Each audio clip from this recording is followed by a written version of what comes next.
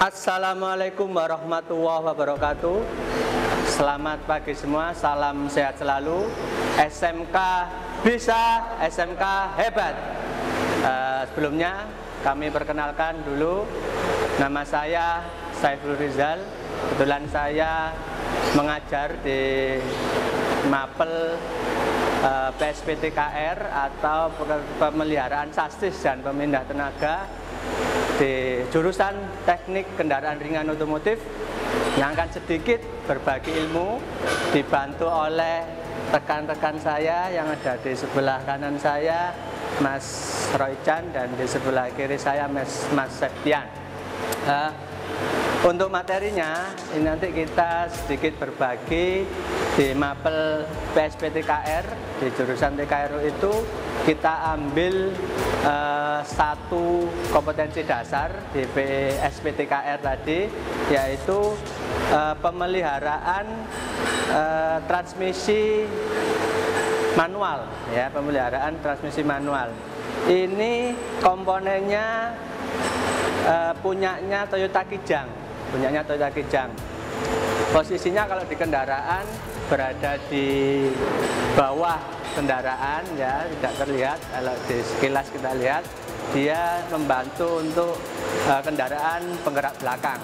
Jadi lokasinya di situ. Terus yang kedua, di tujuan pembelajaran kita nanti, yaitu yang pertama kita mencoba untuk menjelaskan fungsi dari kegunaan alat ini.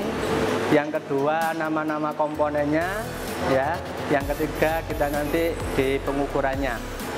Jadi yang pertama yang kita bahas adalah fungsinya dulu, ya. Fungsinya namanya transmisi manual Toyota Kijang, yaitu fungsinya yang pertama, dia berfungsi untuk merubah momen, merubah kecepatan sesuai dengan kerja beban kendaraan tersebut, dengan kondisi jalan kendaraan tersebut.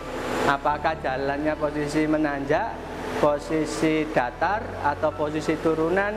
Yang merubah dari putaran tersebut adalah transmisi ini. Itu yang pertama fungsinya. Yang kedua, dia berfungsi untuk memajukan kendaraan, memundurkan kendaraan, dan juga menetralkan kendaraan, ya. Terus yang ketiga, dia ini fungsinya menghubungkan antara mesin, ya, antara mesin. Di mesin sendiri itu ada kopling. Jadi setelah kopling dia akan dipindahkan tenaganya dari mesin menuju ke penggerak belakang. Apa komponen penggerak belakang? Yaitu di gardan atau diferensial.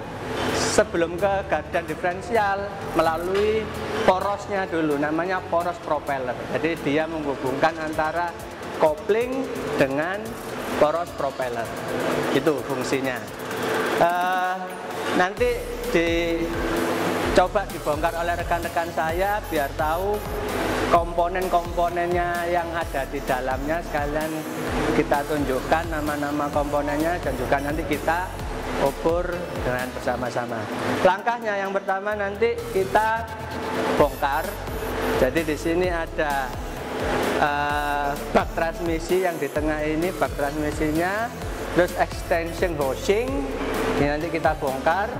Lalu rumah koplingnya atau plat housing ini nanti biar dibongkar dulu. Ini menggunakan kunci berapa, Mas? Sok 17. Yang ini 12, ya. Terus yang belakang 14. Jadi di alat-alatnya ini sudah kita siapkan.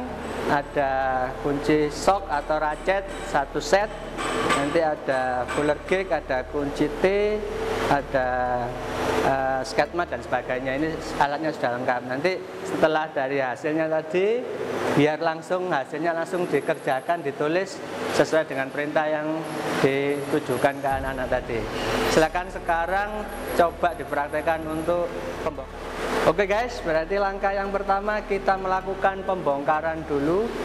Jadi yang dibongkar adalah clutch housing ya, atau rumah kopling. Jadi menggunakan kunci ratchet mata sok 17. Silakan dibongkar dulu, disiapkan alatnya.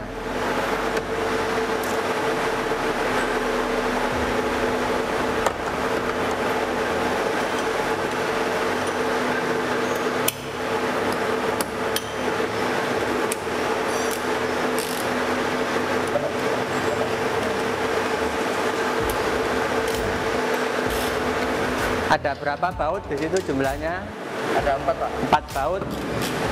Kunci nomor 17 sok dilepas dulu.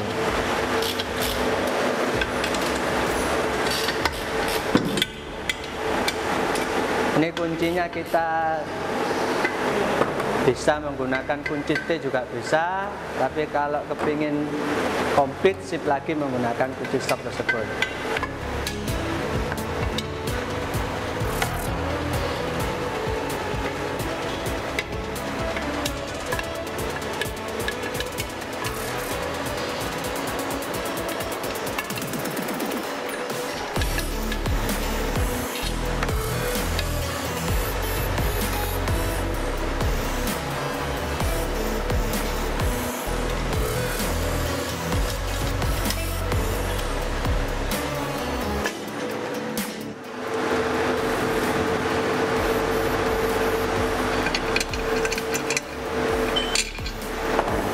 Aja, taruh ke bawah aja.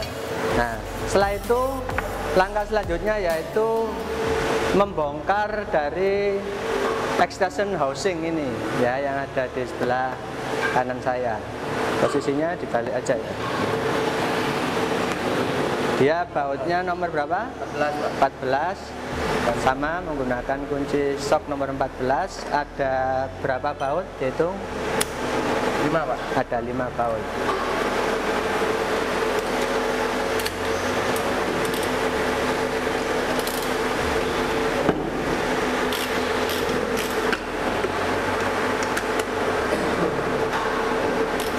Jadi kadang-kala memang ada yang bantu untuk megangi ya, kalau bautnya sulit dilepas ada yang bantu megangi, karena memang alat ini sengaja kita lepas dari kendaraannya, tujuannya agar bisa lebih mendalami dari komponen-komponen tersebut dan mempermudah pengerjaannya.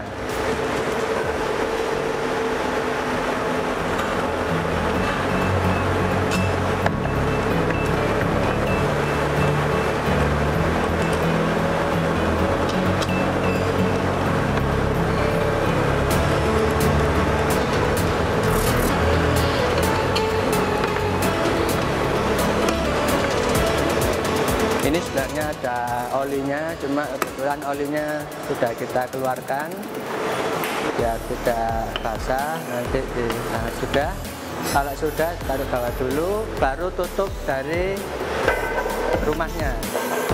Nah.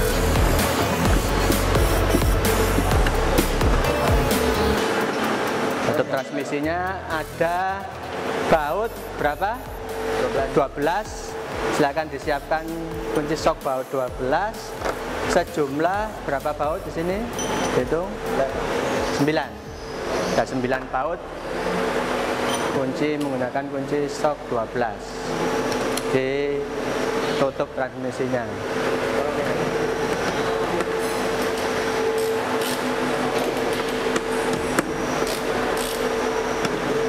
Nah, ini yang menghubungkan pada persneleng atau tuas kopling itu yang ini. Jadi yang menggerakkan dari, kalau di kendaraan kan perpindahan gigi 1, 2, 3, 4, 5 itu berdasarkan dari sini.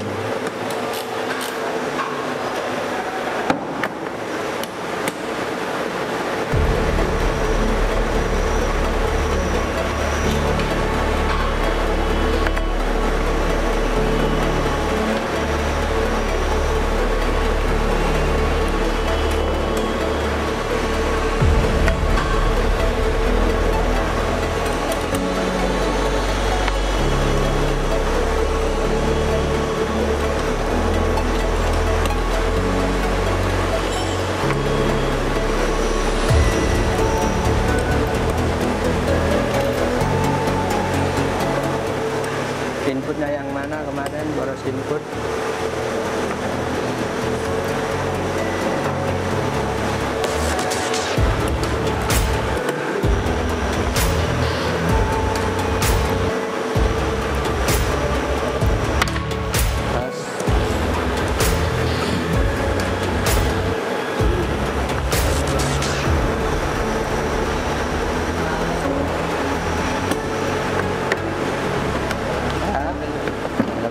Ini tutupnya dilepas dulu, ini aja atasnya dulu.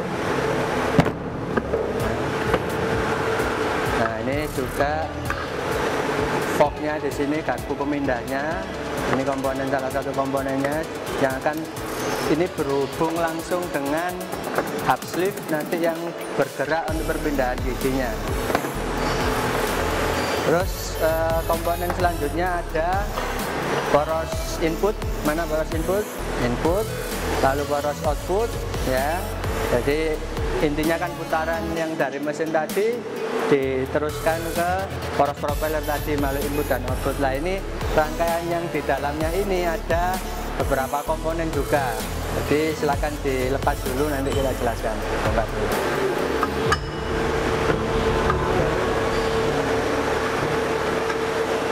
Shaftnya ya, poros, bahasa Inggrisnya shaft ini, yang idle-nya dulu, pas, nah, idle.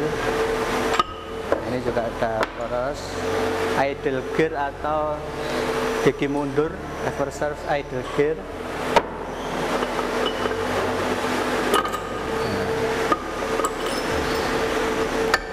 Nah, di dalamnya namanya transmisi berarti ada gear-gearnya kan gitu ya, ada gear apa namanya 1 ya, 1, 2, 3, 4, 5, ada 5 percepatan. Ini gigi percepatannya. Lalu ada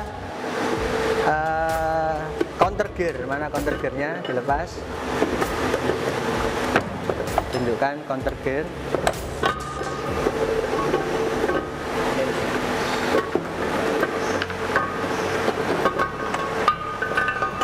Ini counter gear, namanya counter gear. Yang ini untuk mengcounter dari gigi percepatan tadi. Yang ini tadi poros input tadi, ini bearing atau istilah bengkelnya klaker. Ya. Ini bak transmisinya tadi. Nah, ini juga ada terdiri dari beberapa komponen. Tadi kan percepatan 1, 2, 3, 4 tadi sudah saya jelaskan. Lalu ada lagi komponen namanya, coba ini dilepas. Nah, ini gandeng dengan ini ya.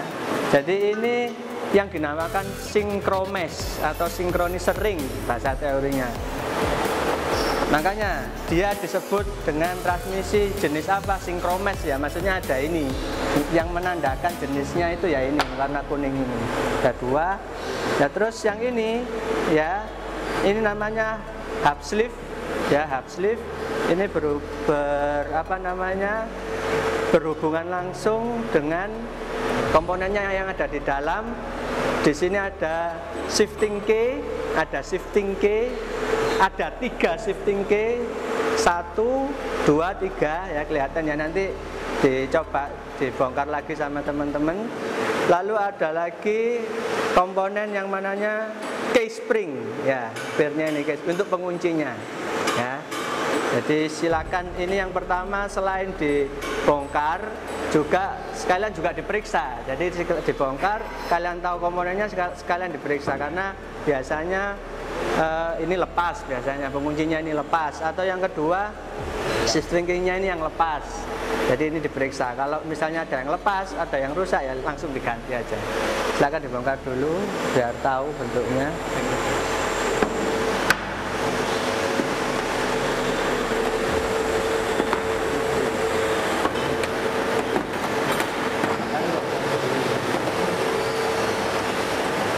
Sambil dilihat kondisi dari roda giginya ya. Roda giginya kalau tumpul masih bagus ya, tapi kalau sudah lancip-lancip berarti perlu melakukan penggantian.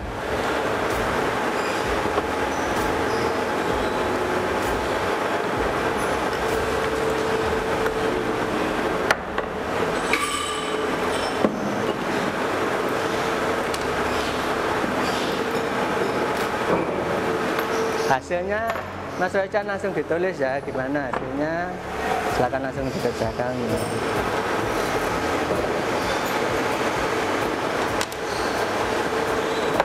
Nah ini hub slipnya ini plat hubnya, ini hub slip sama ini kan dijadikan satu seperti ini. Ya ini hub slip, ini plat hub. Ya yang saya katakan 3 tadi namanya shifting key, ini 3 ini. Nah ini biasanya yang rawan lepas. Kalau anak-anak praktek ini juga rawan apa namanya hilang biasanya anak-anak itu apa? Karena komponennya sangat kecil. Terus ini namanya key spring, ya ada 2 pengunci di sini. Ada 2 pengunci. Ini juga kadang dia apa? Putus bisa ya atau rusak. Silakan ditulis kondisinya bagaimana. Langkah pertama tadi langsung ditulis hasilnya. Langkah pertama tadi ngecek hub slip ini ya. Langkah kedua tadi gaugernya kondisinya bagaimana ya, tumpul atau masih lancip, kecepatan 1, 2, 3.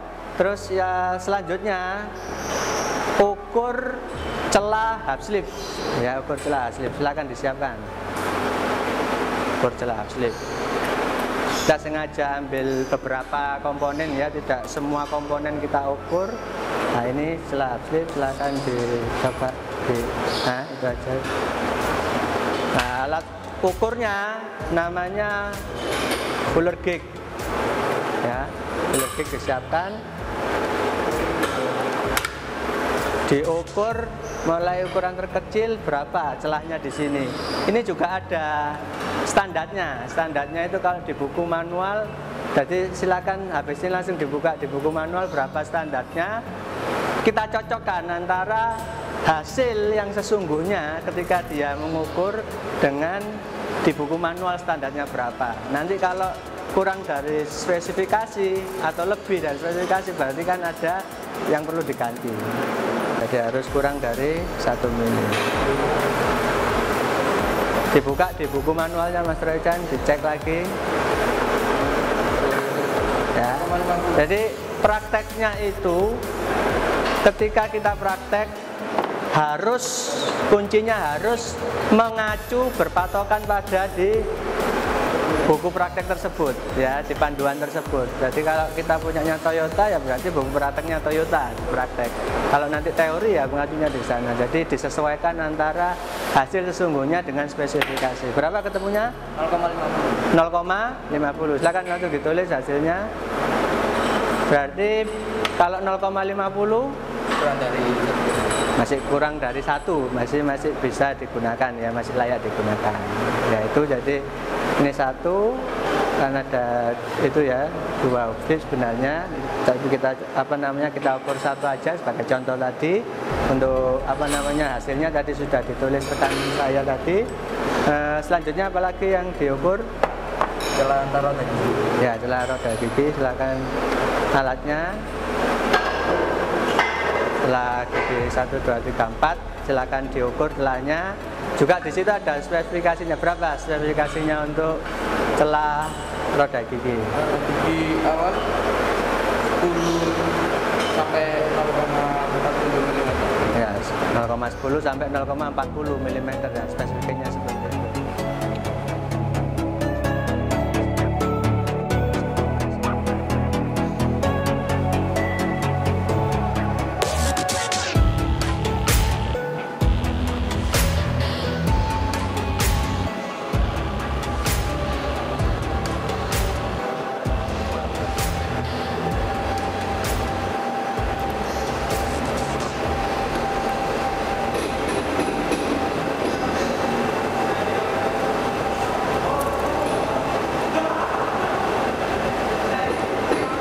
Hasilnya langsung ditulis berapa?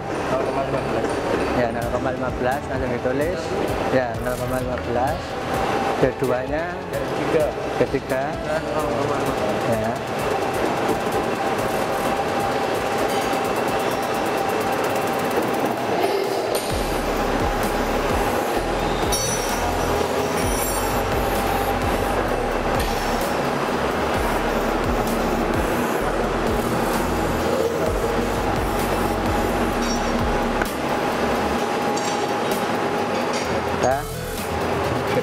0,20 break 1 tulis terus nah,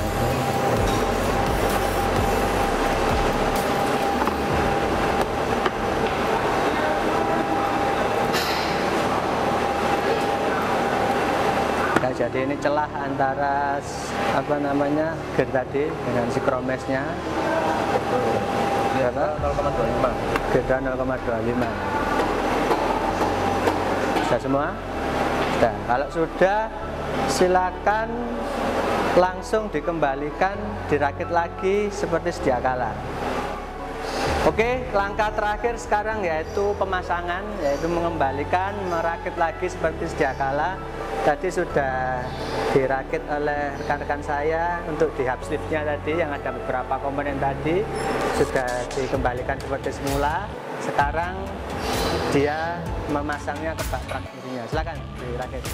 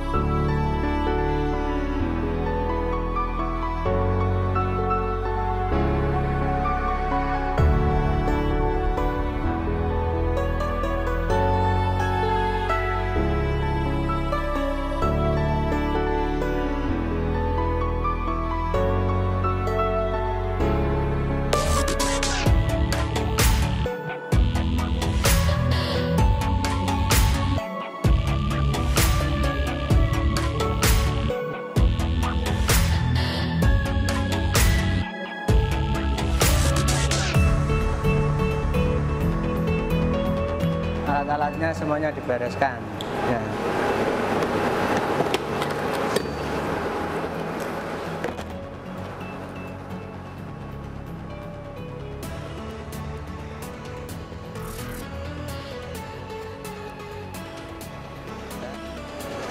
Kita tutup dulu. Sekian materi yang bisa kita bagikan ya, sekelumit materi yang bisa bagikan di mapel pemeliharaan sasis dan pemindah tenaga ini kendaraan ringan otomotif. Yang kita ambil tadi transmisi manual ya, Toyota Kijang ya. Mudah-mudahan ilmu sekelumit ini memberikan manfaat yang sebesar-besarnya. Fastabiqul khairat. Wassalamualaikum warahmatullahi wabarakatuh. SMK bisa, SMK hebat. Jangan lupa like, comment, share, and subscribe channel YouTube SMK Berita.